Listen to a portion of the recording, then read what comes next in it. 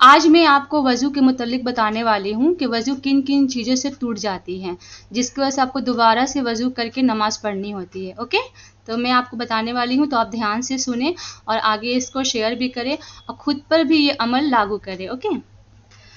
رسول اللہ صلی اللہ علیہ وسلم نے فرمایا کہ جو شخص حدث کرے اس کی نماز قبول نہیں ہوتی جب تک کہ وہ دوبارہ وضو نہ کر لے. تو ایک صحابہ نے ان سے پوچھا کہ حدث کیا ہوتا ہے ہمارے نبی پاک؟ آپ نے فرمایا کہ پائخانہ کے مقام سے نکلنے والی آواز یا بے آواز والی ہوا. اوکے، یہ حدیث نمبر 135 نمبر سے ہے. ٹھیک ہے. دوسرا انہوں نے بتایا کہ میں ایک مرتبہ ابو ہریرہ رضی اللہ عنہ کے ساتھ مسجد کی چھت پر چڑھا تو آپ نے وضو کیا اور کہا کہ میں نے رسول اللہ صلی اللہ علیہ وسلم سے سنا تھا کہ آپ صلی اللہ علیہ وسلم فرما رہے تھے کہ میری امت کے لوگ وضو کے نشانات کی وجہ سے قیامت کے دن سفید پیشانی اور سفید ہاتھ پاؤں والوں کی شکل میں بلائے جائیں گے.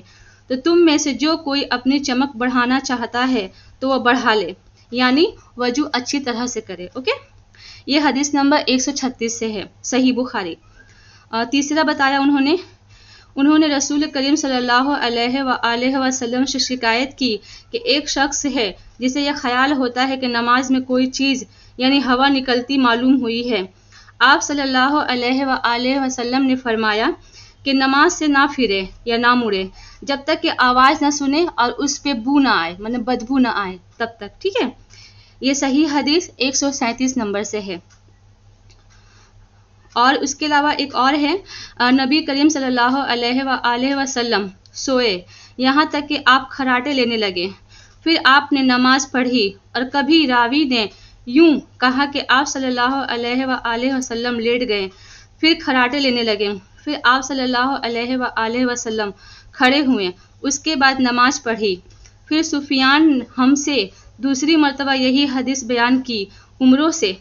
انہوں نے ابن عباس رضی اللہ عنہ سے نقل کیا کہ وہ کہتے تھے کہ ایک مرتبہ میں نے اپنی خالی ام المومنین حضرت میمونہ کے گھر رات گزاری تو میں نے دیکھا کہ رسول اللہ صلی اللہ علیہ وسلم رات کو اٹھے. جب تھوڑی رات باقی رہ گئی تو آپ صلی اللہ علیہ وسلم نے اٹھ کر ایک لٹکے ہوئے مشکیزے سے ہلکا سا وضو کیا. عمروں اس کا ہلکا پن اور معمولی ہونا بیان کرتے تھے اور آپ کھڑے ہو کر نماز پڑھنے لگے تو میں نے بھی اسی طرح وضو کیا جس طرح آپ صلی اللہ علیہ وسلم نے کیا تھا. پھر آ کر آپ کے بائیں طرف کھڑا ہو گیا اور کبھی سفیان ان یسارہ کی بجائے ان شالہ کا لفظ کہا، مطلب دونوں کا ایک ہی ہے. پھر آپ صلی اللہ علیہ وسلم نے مجھے پھیر لیا اور اپنی داہنی جانب کھڑا کر لیا. پھر نماز پڑھی جس قدر اللہ کو منظور تھا. پھر آپ لیٹ گئے اور سو گئے حتیٰ کہ کھراٹوں کی آواز آنے لگی. پھر آپ کے خدمت میں مؤذن حاضر ہوا اور اس نے آپ کو نماز کی اطلاع دی. آپ صلی اللہ علیہ وسلم اس کے ساتھ نماز کے لیے تشریف لے گئے. پھر آپ نے نماز پڑھی اور وضو نہیں کیا. سفیان کہتے ہیں کہ ہم نے عمروں سے کہا، کچھ لوگ کہتے ہیں کہ رسول اللہ صلی اللہ علیہ وسلم کی آنکھیں سوتی تھی، دل نہیں سوتا تھا. عمروں نے کہا میں نے عبید بن عمیر سے سنا، وہ کہتے تھے کہ انبیاء علیہ السلام کے خواب بھی وحی ہوتے ہیں. پھر قرآن کی یہ آیت پڑھی، میں نے خواب میں دیکھتا ہوں کہ میں تجھے ذبح کر رہا ہوں. یہ حدیث نمبر 138 ہے، صحیح بخاری حدیث. اوکے. دوسرا حدیث ہے، رسول اللہ صلی اللہ علیہ وسلم میدان عرفات سے واپس ہوئے. جب گھاٹی میں پہنچے تو آپ صلی اللہ علیہ وسلم اتر گئے.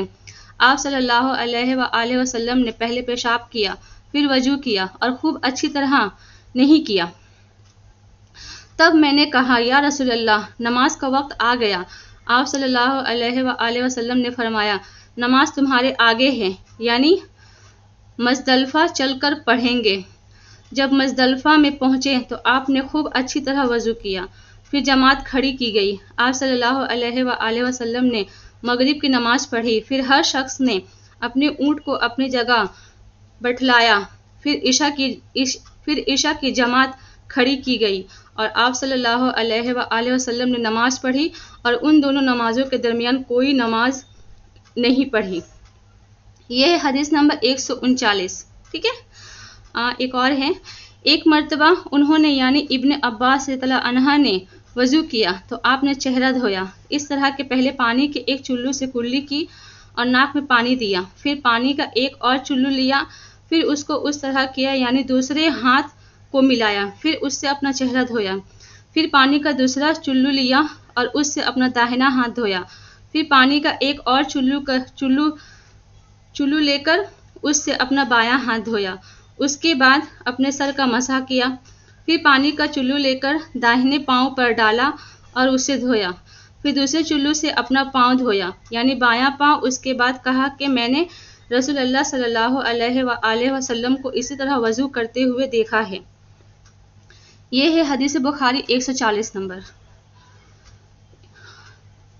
ایک اور ہے، آپ نے فرمایا جب تم میں سے کوئی اپنی بیوی سے جمع کرے تو کہے اللہ کے نام کے ساتھ شروع کرتا ہوں، اے اللہ ہمیں شیطان سے بچا اور شیطان کو اس چیز سے دور رکھ جو تو اس جمع کے نتیجے میں ہمیں عطا فرمائے۔ یہ دعا پڑھنے کے بعد جمع کرنے سے میاں بیوی کو جو اولاد ملے گی اسے شیطان نقصان نہیں پہنچا سکتا، ٹھیک ہے۔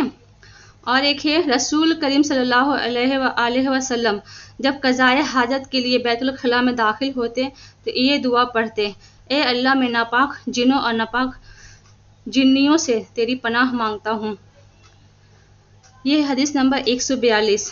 اس کا پورا خلاصہ یہ ہے کہ مطلب جب کبھی بھی آپ نماز پڑھنے جاؤ، ٹھیک ہے، تو نماز اچھی طرح سے مطلب وضو کرو، نماز پڑھنے سے پہلے اچھے سے ہاتھ میں پانی لو، اچھے سے ناک میں پانی بھیجو، اچھے سے گلا گرارا کرو، پھر جا کے سر کا مسح کرو، جو ہمارے وضو میں فرض ہے وہ اچھے طریقہ سے کرو۔ اور جب نماز میں آپ کھڑے ہو جاؤ تو کبھی بھی اگر ایسا لگے کہ نماز پڑھتے ہوئے آپ کا ہوا خارج ہوتا ہے، ٹھیک ہے، تو اس کے لیے آپ کو کانفیڈنس مطلب یقینی ہونا چاہیے، ایسا نہ لگے کہ آپ کی سوچ سے ایسا لگ رہا ہے کہ ایسا ہوا ہے، تو اس کے لیے ہمارے نبی پاک نے فرمایا کہ اس میں ایک بدبو ہونا چاہیے یا پھر آواز ہونی چاہیے جس سے لگے کہ ہاں ویسا کچھ ہوا ہے۔ اگر ویسا ہوتا ہے تو آپ کو نماز کے درمیان میں ہی رک کر آپ کو جا کے پھر سے وضو بنانا پڑے گا، اور وضو بنا کر جہاں سے آپ نے نماز چھوڑا ہے واپس سے وہیں سے آپ کو اسٹارٹ کرنا ہے، ٹھیک ہے۔